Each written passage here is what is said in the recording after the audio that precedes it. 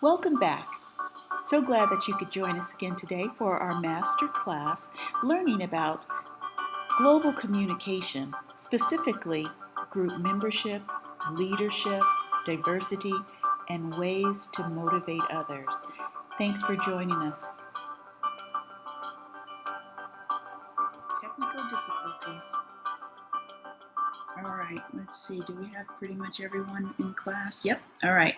Okay, so let's have a quick discussion about the video. I think it was very noteworthy, and it gave a lot of information about teaming. So basically, we will be utilizing some of these terms that were introduced to us, specifically talking about the idea of teaming.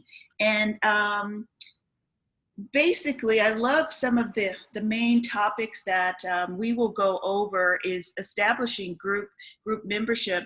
And the focus that was mentioned in the video is that the same members would be on the team. They're looking for stability, bonding, and the same outcome. And so that is often the difference between us working independently for our own goals versus working in a team where we are really looking into the common goal and that outcome. So we're going to go over some terms today. Let me go back and share my screen with you. And basically, before we do that, I wanted to see what are some of the takeaways that some of you got out of the particular the little video today. Let's go with, let's see. How about Phoenix?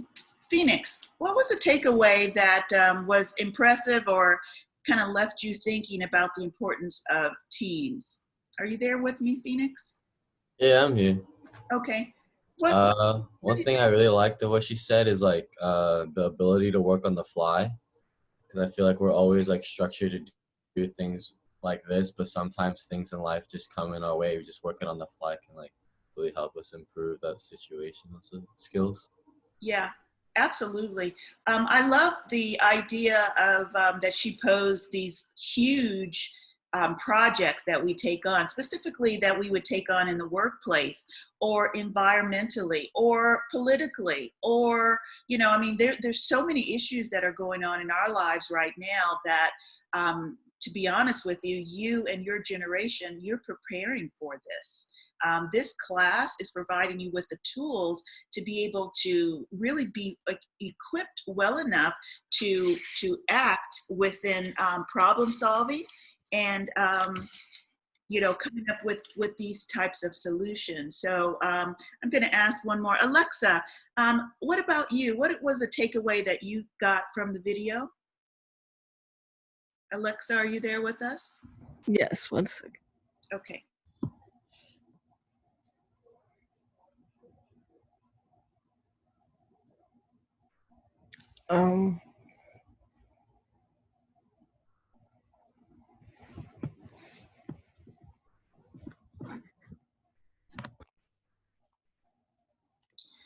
While you're kind of preparing, I'll just kind of reflect a little bit, and then you can respond as well. I love the idea of what she said as far as being,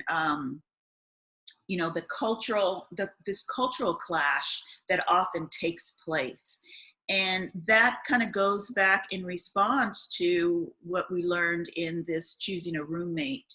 There was definitely cultural differences that were brought out in that. And, that is something when we're working in a diverse society that we have to keep in mind. And sometimes letting our cultural differences, we could even learn from it. I love the quote that Abraham Lincoln stated about not knowing someone and needing to get to know them better. So what was something, Alexa, that you took away from it? I guess that's kind of like along the lines too, like how when you're working in groups and there's like not only cultural differences, but like when you think about cultural differences, like the age groups you have that come along with them. So like if you're from like a younger generation in that culture, then you might work differently than someone else who's like older. And so learning how to like work with both, because like someone's older, they might not be like all that into technology Mhm. or knowing how to work that way. So you have to like adapt to them, and they have to like learn to adapt to working with you, and how you know how to like communicate and work. Very good. That's an excellent point. You know, that's very realistic. You know, in our society, we currently have 5 different generations that are still living. You know, we have the Gen Xers, the Zs, um, the millennials. We have the baby boomers, and then we have people that are the great grandparents and that generation. And within our society, because people are living longer, people are having to work longer in the workplace, that is one of the biggest issues. I think you were right on with this ideal of teaming. Whereas if we look at the differences, maybe in age, and I love that point that you had, our values might be different at one age than they are at another. At someone of your age group, they might be just focused on, let's get it done, let's get her done. And whereas other individuals might have true passion about their this project that they're working on. So we have to be real, we have to really realize that all of this truly does exist. Very nice point. I'm going to ask for one more bit of input. How about Jennifer?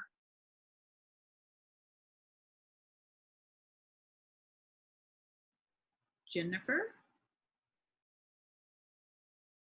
Jennifer, are you there? I see you. Uh-oh, looks, maybe she's frozen.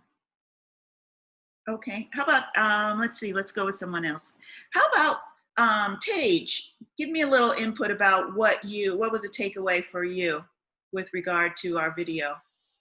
So some things that kind of stuck out to me was that I forgot how she exactly worded it, but she was like, some of like the top professional people in each profession, like there will always be a barrier to like working together, like for some reason, like because they might have too much like pride or like not want to like work together. But like how she was saying, you have to be humble and open-minded and like psychologically vulnerable in order to work together successfully, because it is kind of like a pride thing. You want to like but ultimately, like a society, we all need each other, like no matter how high up we are in like specific fields, like something like around those lines. Absolutely. That is so true. Some of us are in that survival mode. And, when we were selecting our different traits and characteristics, that lion, some of the things that those true leaders might have to work on is just like, I want to win. I might have this alpha mentality, and I have to win, and I want the accolades that, if it's a study or a research project, I want my name to be on it. And we sometimes might lack that humility, but oftentimes it depends on what the actual project may be. If it's a life-saving, I love the illustration of utilizing the hospital environments, and especially now in the pandemic going on, is like how many individuals it takes to make this work, and everybody is doing it for survival. I mean, life or death. All projects aren't like that. So so this was very good. Thank you so much for some of those comments. I think that having this like-mindedness is very important. I love the quote that she said. Those 3 main entities are being humble, being curious, and staying willing to complete this endeavor. So let's now move on and learning a little bit about some of the actual terms that you will need to help you develop this new mindset that we are so desperate of achieving. So basically, these are some of the objectives that we will be looking at, identifying group roles and the impact on group interaction. This is very important in these stages of going through it. You know, as I said, you might not utilize this now, but throughout your university career and then moving into your professional career, you will see how group roles and what the impact may be. Also, we're going to learn how to evaluate the cultural dimension and how this truly affects the effectiveness and how we really operate. We're going to identify some of the obstacles that take place within our groups. We're going to learn how to assess communication and apprehension influences.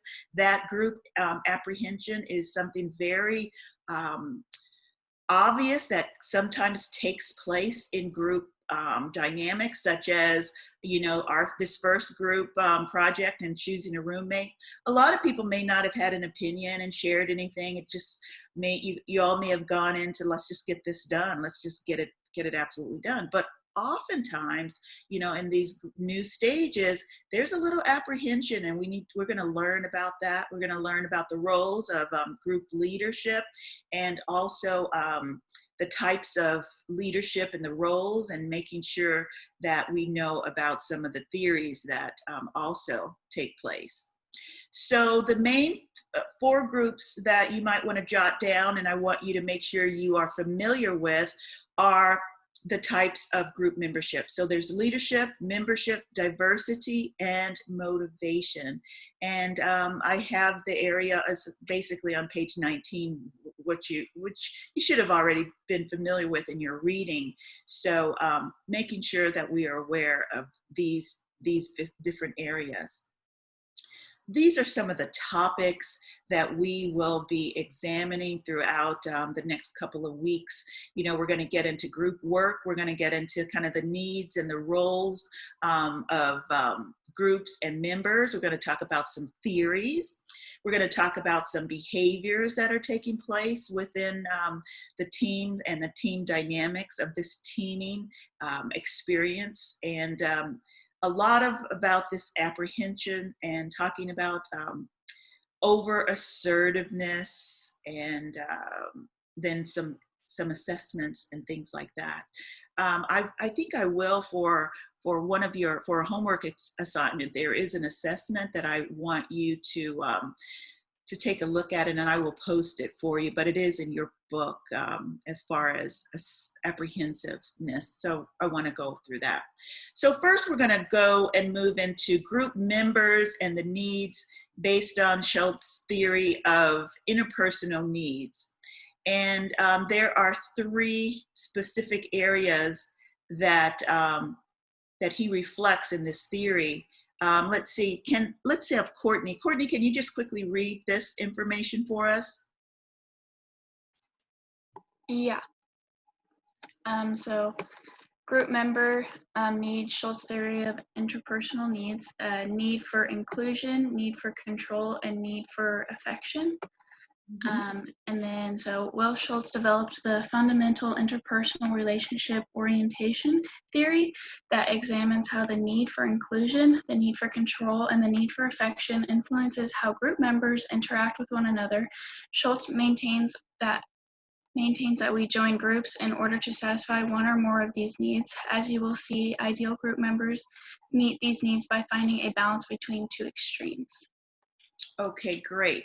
So can you then explain a little bit about what you might feel the need for inclusion is? Can you share a little bit about what you think that is?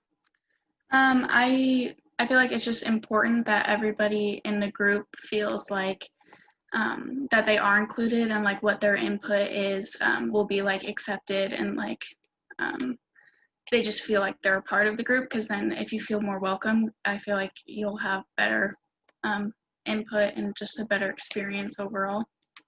Very good, thank you. I'm going to move to Brandon. Brandon, can you, based on this particular theory of interpersonal needs, can you share a little bit about what your interpretation is for the need for control?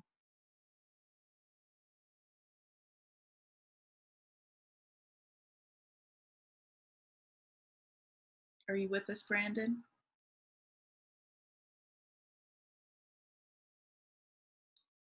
Brandon, I see that you're there, but I don't see you on speaker. Okay, is there someone else that can step up and answer their interpretation of needs for control or need for control? I think that it's basically saying like in a group, you kind of control can also mean like being heard and like taking your ideas into consideration and being the one to like do them in a way. So I feel like your need for control is that like ability within a group to be heard and to like tell people your ideas and to kind of like orchestrate things so you feel like important and listened to. Okay, very good. Now, when learning about the traits that we have shared with that do exist in our group dynamics, which person do you think might tend to have this need for control? The lion. Was that your question? Yeah, absolutely. Yeah. Okay, so lion. Okay, that's a good one. And what about the need for affection? Can you share something with that? With that?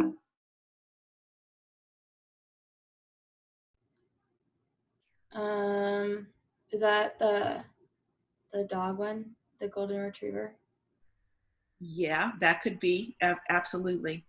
Very good. Yeah, so that's why I want to continue just making sure that we're able to associate the differences between the information that you're learning and the reason why someone might have that is based on some of these traits that we have. And so as a good leader, and when you're developing this leadership, you're able to see that this might be taking place with those, with an individual that, wow, they might, we all have these three elements that we need, but basically some traits might need it a little bit more than others. Okay, next we're going to move into this balancing portion of how to do this. So our text explains a couple of member roles and then the group task and those roles. And so as you can see on the image on your left, it talks about there needs to be a balance. So even that now we've learned that there's the need for inclusion, there's another need of trust that we have. We have to trust each other, and we have to be inclusive. We want to be in an area where we're welcomed, and so we need to be able to have the social maintenance, as it says, and that really helps out in making sure that we are remaining well balanced. So we know about the individual needs. Now there's some group roles and the group task on the diagram to your to your right. Task roles versus the social maintenance roles. And so let's have Jennifer. Jennifer, are you there with us? Can you read through these list here, and then if we have any questions, we'll go through it to see how that applies. Okay, so we have the task roles, which is the coordinator, information provider, opinion provider, questionnaire, clarifier, analyzer, implementer, and then we have the social maintenance roles, which are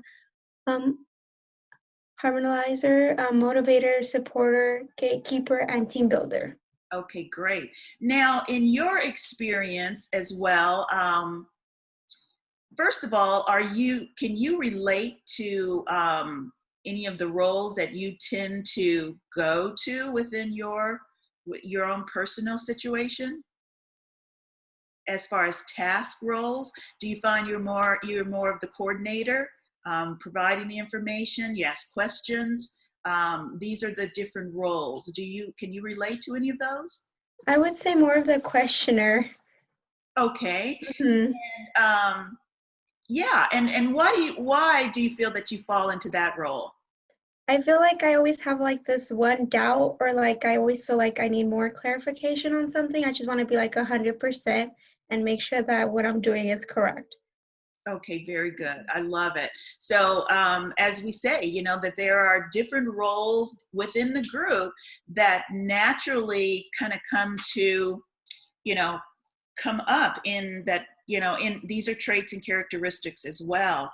So they, you know, we have utilized the different traits with the 4 animals that we related to, but often these are some of the other type of roles that also will come about as well. Now we look at the social side of it and the maintenance of that. So let's talk to, let's see, let's go with Wyatt. We haven't heard from you in a bit, Wyatt. Let's talk about the social maintenance roles, and just can you relate with any of those? So do you just want me to see which one I'm related to the most, or do you want me Yeah. to go through? Why don't you just, yeah, let's go there first, because that makes it a little bit more realistic.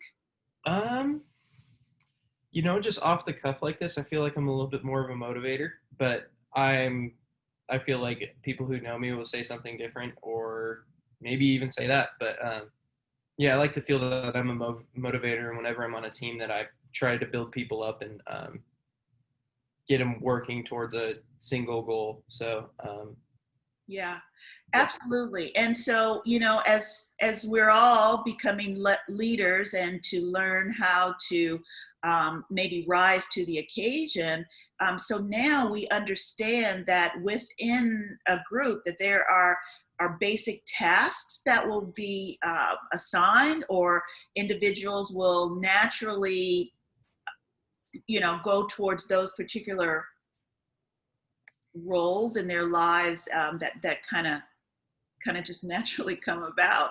You know, in a group, there's often someone that's a gatekeeper. You know, it's just like in a meeting, it's like, okay, you guys, we're almost done, or whatever. You know, they kind of naturally take on that role of, you know, let's move on to the next one and we can come on. And they might step, maybe they're not the leader in the group, but they might just have a natural tendency to take on that particular role, you know. And then there's that other role, and it of the harmonizer. That one might be a little bit more of the otter type of person that comes in, and they're just kind of seeking, you know, harmony, and can't we all just get along in the group, you know. And then there's that supporter that takes place, you know, that can be a little bit of the otter as well, that personality that starts coming out.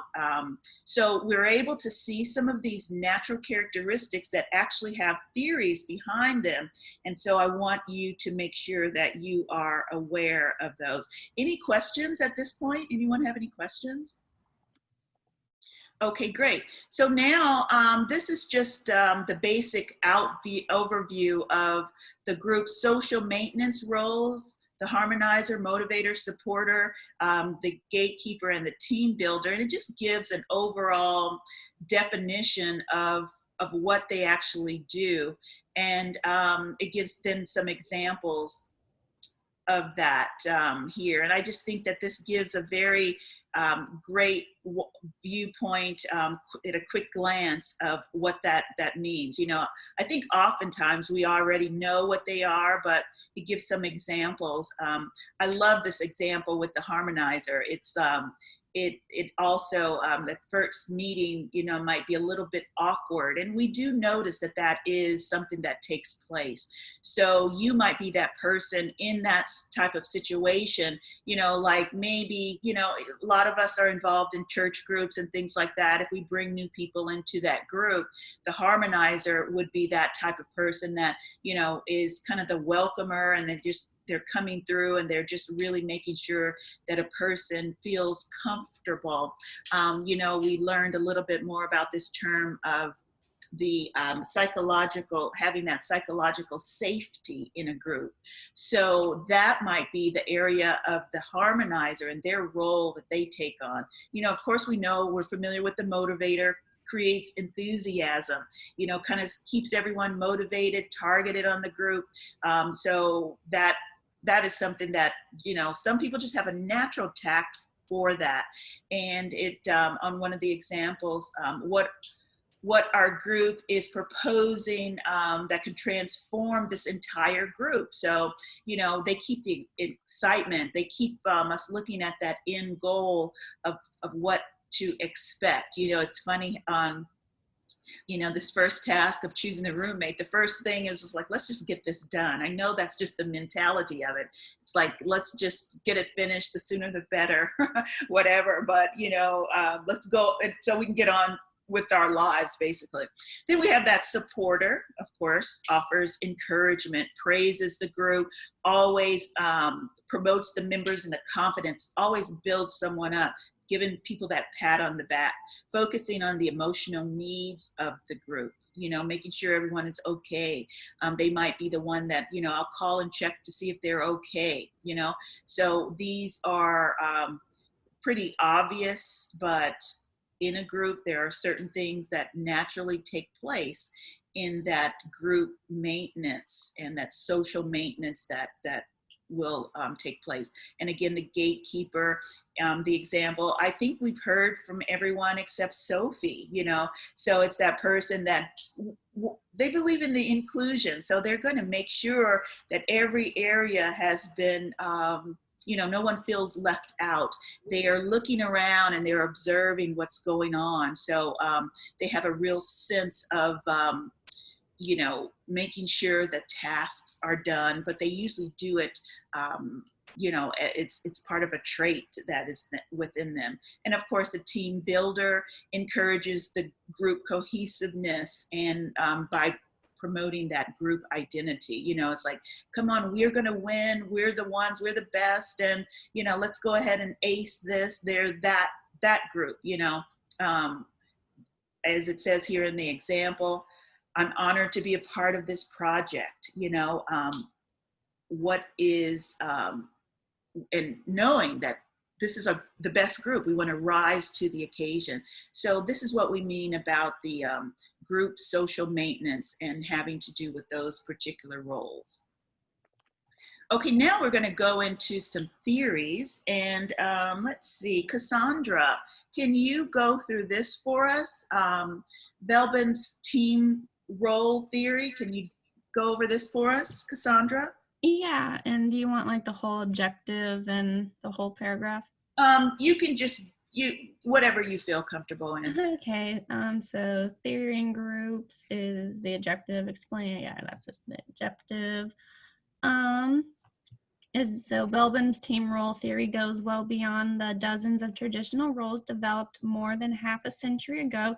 Team role theory explains that in effective groups, members seek out and perform roles compatible with their personal characteristics and skills. After studying corporate work groups for many years, Belbin identifies 9 primary roles that lead to team success. He concludes that groups work best when there is a balance of primary roles and when team members know their roles, work to their strengths, and actively manage weaknesses. Thus, depending on the nature of the task, a group may not achieve its goal without both specialists and team workers, or with too many elevators and not enough. Okay, thank you. Resources.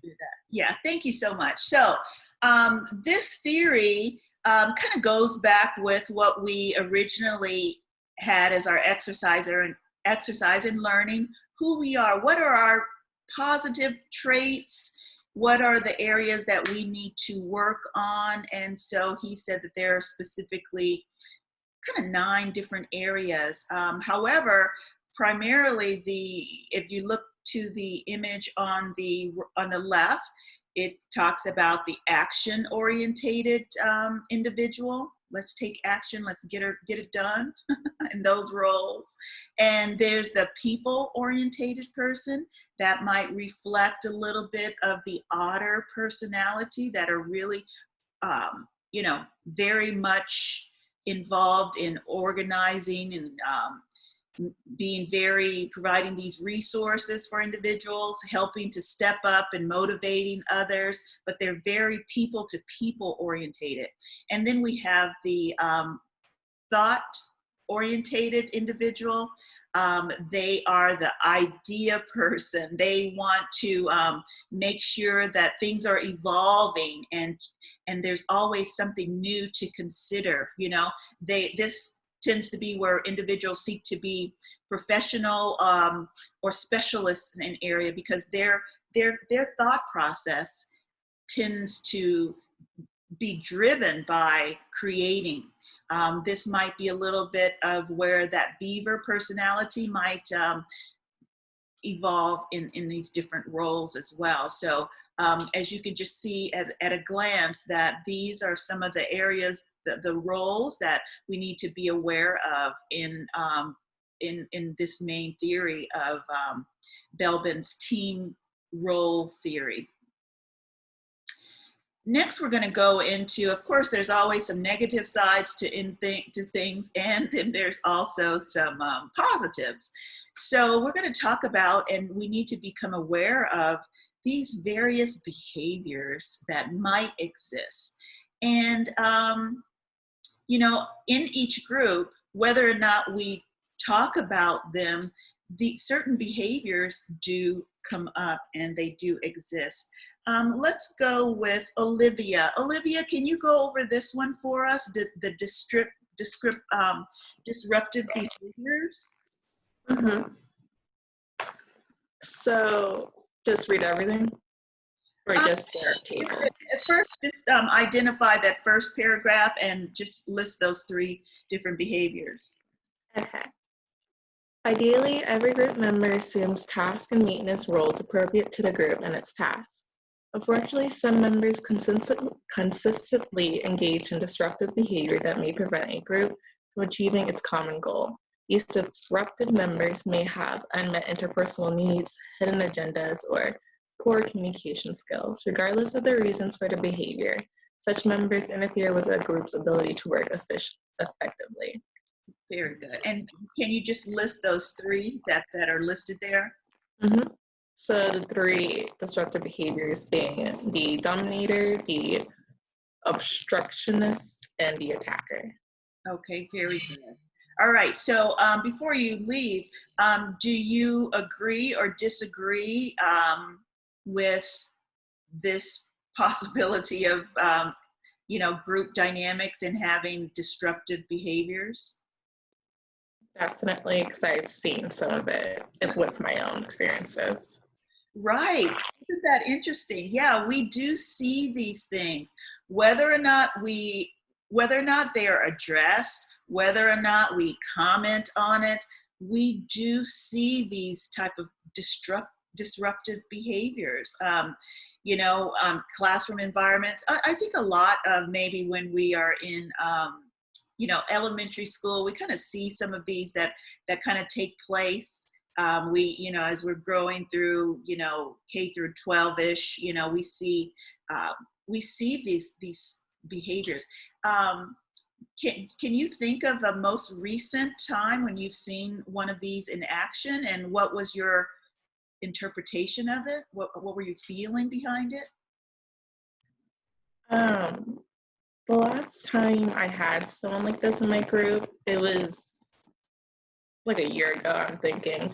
It was for probably some poster project, but they were a obstructionist, and they were saying stuff like, just like random, like, oh, we don't have time to do this, and yada, yada, yada, and just making comments like that.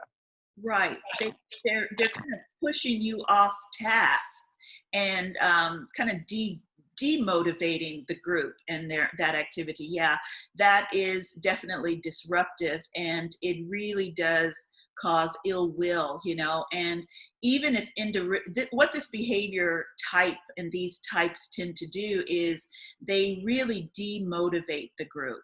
And you know, they kind of instill negative thoughts where maybe someone that was once motivated can also just say, yeah, I agree, you know, and kind of jump on that bandwagon. So I love how it's explained that the reason why maybe these even do exist is unmet interpersonal needs. right?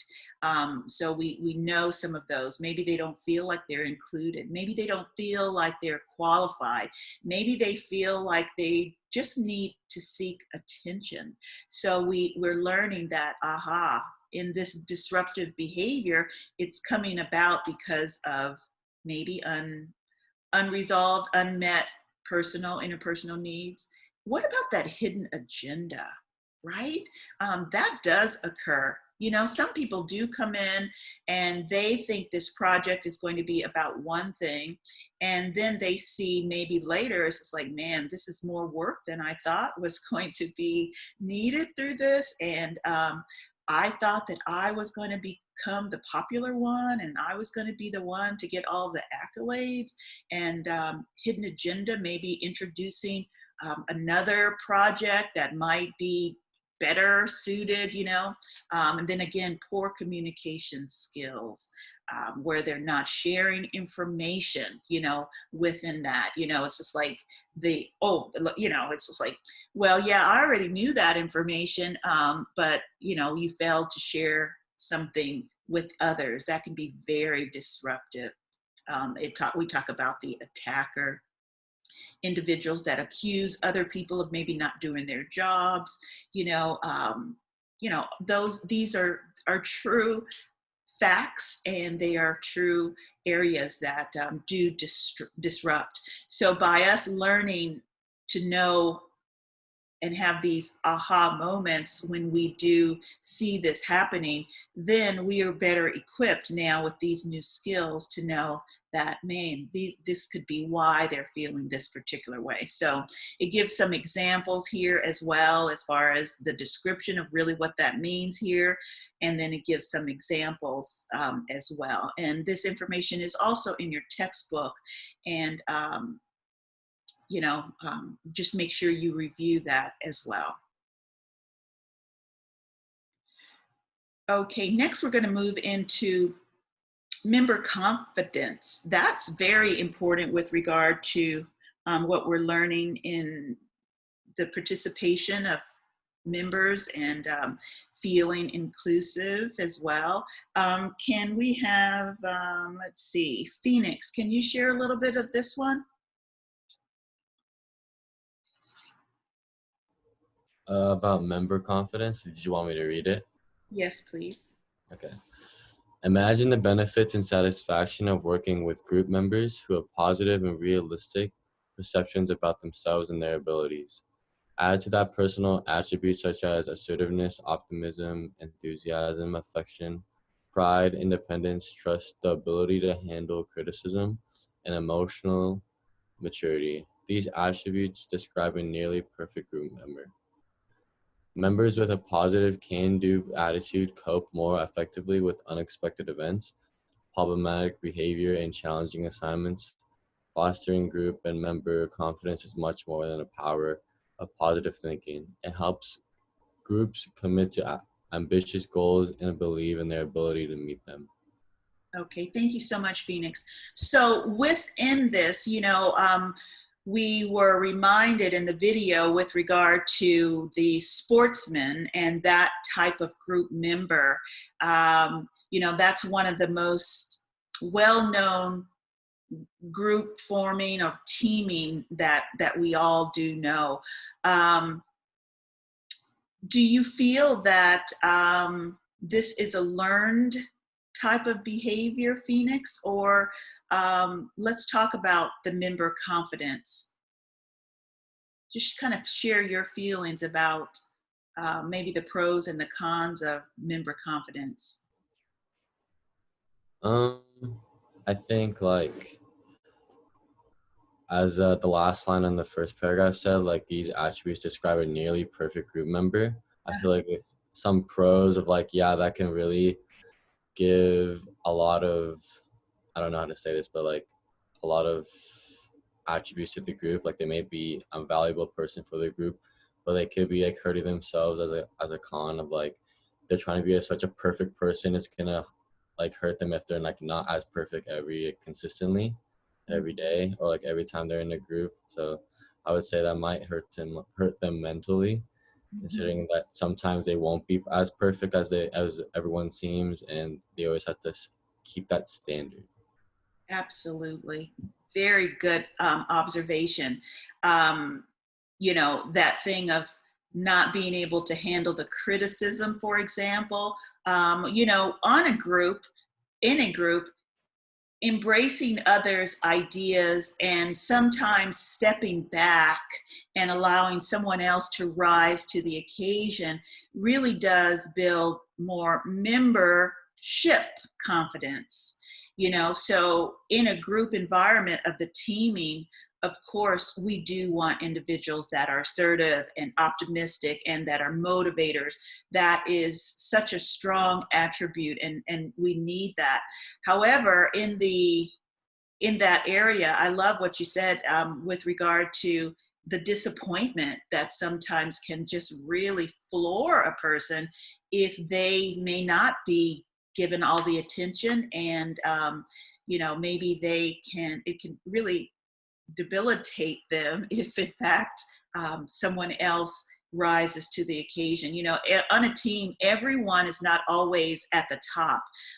Sometimes the responsibilities rotate, you know, with as far as individuals that are the ones that are stepping into the leadership role. And so it can be a crushing experience to those individuals that tend to work alone. You know, for example, some of us that have the beaver mentality, you know, we are the ones that it's just like, let's just do it my way and just get this done. You know, it's going to be more efficient. But in a team environment, it is to have the thought process that sometimes we have to step back and allow other people to rise to the occasion to utilize their skill sets.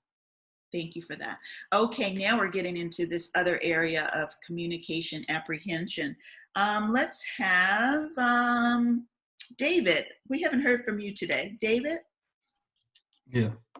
Communication apprehension. Communication scholars have invested the anxieties that people feel when they must speak to others in a variety of contexts.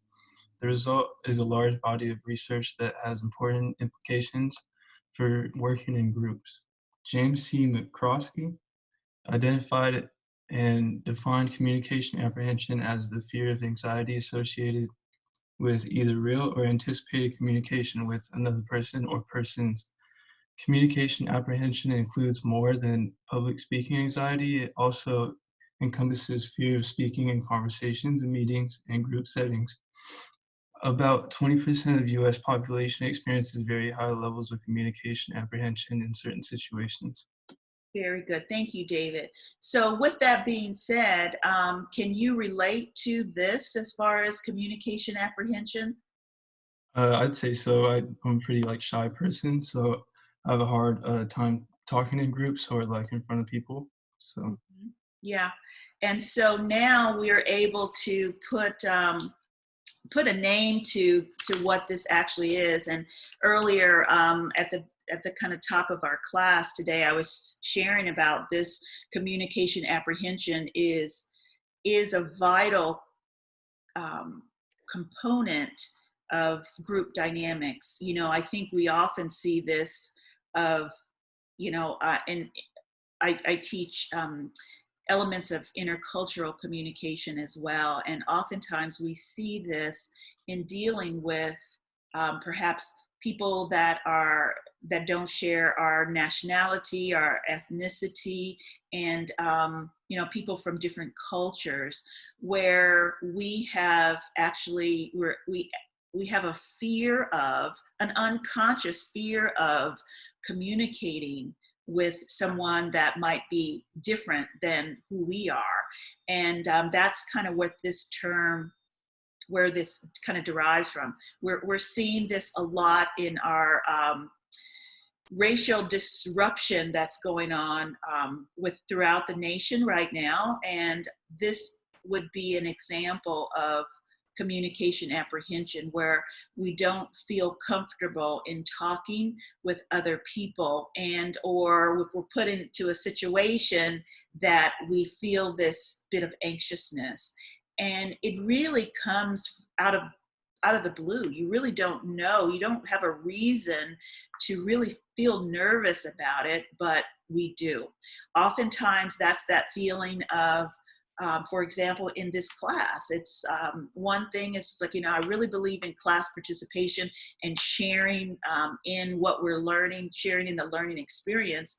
And oftentimes, students will not raise their hand in class, even though they know the answer. They just have this apprehension and nervousness about it. So that could be it. We see it in public speaking. Whenever you have to go up in front of the class, you might experience some of this communication apprehension.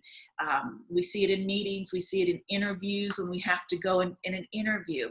We see it in group settings where there's 5 or 10 different individuals in a group, and there's just this uncomfortable silence that takes place. And it's like, who's going to be the first one to speak? Who's going to be that person? And, you have this anxiety, a little bit of anxiety or fear or phobia if someone calls your name. And even if you know the information, you still might have this kind of gut feeling that takes place in that. Let's go on a little bit more, and let's see. Taylor, can you take this one for us? Strategies for reducing communication apprehension. And it says that there's 4 different areas that you can do. One is to offer positive support, that motivating, giving someone encouragement in order to get involved, supporting, in a group environment. If someone's stepping up to the podium, clapping your hands to motivate them. What about providing constructive feedback? That's always another thing to do. Encouragement of others, of course. Practice inclusivity. So those are really important to do. Taylor, can you read this for us?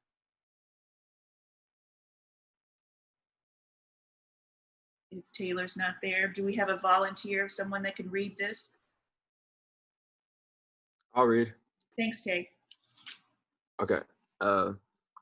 So effective groups learn to both support members who experience high levels of communication apprehension and tactfully curb those with low levels of apprehension who may talk too much or are oblivious. Hold on, I'm reading. I'm sorry, guys. That was my roommates. No, you're good. Okay, I'm sorry. Okay, where was I? Okay, who may talk too much or are oblivious to how other members feel about speaking. If your PRCA score classifies you as a low apprehensive, this puts you in position to help the more apprehensive group members. 3 strategies may help reduce other members' level of communication apprehension: supportive and constructive feedback, encouragement and inclusion, and allowing others to speak. Very good. Thank you for that. So as I had mentioned a little earlier, I think I would like for each of you to take this PRC score. It measures your level of apprehension, and it's in the textbook. I'm not sure right now what page it's on, but once you kind of peruse through, I believe it's in chapter 3. It is a PRC scale, and I would like for you to take that over, and then we'll discuss that on Friday. And I think, sometimes we do feel that type of apprehension. It's so crazy. I've had a long career as far as, teaching and, here and abroad. And I still go through a little bit of that communication apprehension. So I think we can learn skills to overcome that, even though sometimes we still have that. Oftentimes we hear that, even popular artists that, musical artists or entertainers, even though they have this wonderful skill and they are confident in their craft, they often get a little nervous and have this apprehension that kind of, it still exists there. So again, for our homework, I would like for each of you to go through and take that PRC and see where you fall in that level of communication apprehensiveness. See if it is apprehension, sorry. Where do we go to take the PRC? I'm sorry? Where do we go to take that PRC? It's in your textbook. Okay. And it is, I believe, in chapter 3, kind of near the end of chapter 3, and it kind of has its own page. And so I just like for you to take that score and go ahead and take the analysis and see where you come out on that, and we'll discuss it on Friday. Okay. Next, we're just going to quickly move through, we're just about done, but I want to go ahead and address this, the virtual teams and the confidence with technology. You know, in our new world of Zoom classes and Zoom meetings, there is this area that we need to be aware of that exists in the virtual area of technology. So we are seeing that within these areas, that there are 3 main areas that we are finding out about, and the confidence and having confidence or lack of confidence in the area of technology. The 3 main areas are writing comprehension, computer anxiety, and hyper-personal communication. So the first one, the writing, it says the fear or anxiety associated with writing situations. You know, it's really interesting that, you know, all of us now, we're getting ready to, you're getting ready to write your first paper, and we'll be on leadership, as I mentioned. And some of the things that I did hear early on when you guys were sharing your comments is that, yeah, I'm not sure if I have the confidence of writing my papers, etc. And so I think that we do have that fear of writing. You know, it says here using the words, poor writing, with grammar, etc., not being able to fully share our feelings, afraid to really share those feelings that we might have, feeling that we don't have the confidence or we don't have the resources. So that's definitely an area that we need to overcome. And the more we write, the more you become familiar with developing these writing skills. This other area of computer anxiety, boy, definitely that is an area that we do see. Someone mentioned earlier about working environments of, you know, multi-generations in the workplace. That's one thing that a lot of grandmothers and grandfathers and the older generation they have an anxiety about being involved in technology, getting on the computer, using their smartphones, etc. And it says it's a condition affecting as many as 50% of all Americans. And they have this fear of using the computer and learning computer technology. And so it's a real issue that does occur with individuals. Again, the goal is for us to develop skills in just stepping in there and doing it and learning it. So that's definitely an area that we have to gain confidence. And this is how we do gain the confidence, is by doing it. The hyper-personality communication, it says the flip side to confidence coin when applied to online conferences and computer mediated discussions. Some people are more confident when communicating online. A theory called hyperpersonal communication explains why some group members express themselves more competently and more confidently in mediated situations than they do in face-to-face communication. So this is very interesting in our dynamics of our classroom environment. Those of you that were here with our spring semester earlier this year, you know, we started with face-to-face discussions in our classrooms. And so there was this element of bonding that took place. And then we had to rapidly switch to this online and the virtual environment. So we do find that there's this element of being out of our comfort zone. And now, you know, we're learning this again, you know, to regain this confidence. I find that I'm seeing some situations that occur where the individuals that were most outspoken in the classroom in this new environment that of computer and virtual lifestyle, that their performance is a little different sometimes. So it does exist, and we need to learn about those. Just quickly moving through, and a lot of this information is, of course, in your text. Sorry to interrupt you, but it seems that Mason got kicked or something like that. And so I was wondering if you could add her back in. Oh, thanks for letting me know. Yes, thank you. Thanks for stepping up on there, because yeah, I get kind of carried away in it. Okay, she should be back in now. Okay, welcome back. Yeah. Okay, so we're talking about member assertiveness. That kind of goes back, you know, it's kind of self-explanatory there. Speaking up and acting on your own best interests without denying the rights and interests of others has the potential to enhance confidence. So I know we're about out of time. The goal is to have group effectiveness, making sure that that bell curve is accurate with managing our assertiveness within the groups and group dynamics. These are some of the balancing factors affecting group members. As we can see, those are, we have those that are very assertive, and then we have people that are very passive.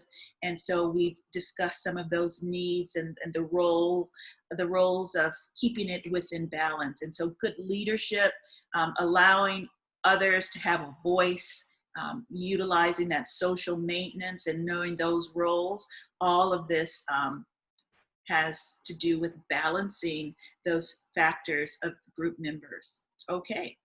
Good timing. So that will pick up on the leadership, membership, diversity, and motivation on Friday. In the meantime, for your homework assignment, I want you to go over that that area of the PCRA, I believe, and PRCA, and make sure that you work through that, and then we'll discuss that so you can see where you are with your communication apprehension. And any questions before we move on? Okay. All right, well, that's going to do it for today. The only homework is one, make sure that you are reading through your assignments. I think I did list that of what you should be reading. Yeah, so these are some of the things. Make sure that you're catching up on that. You should be at least to chapter 3, but you might want to start perusing chapter 4 and 5. Just for some of the terms, we will be dealing with the diversity in groups and then moving into leadership in preparing for your paper that you'll be writing. Okay, I will see you all next week. No, not next week, on Friday. And that's going to do it.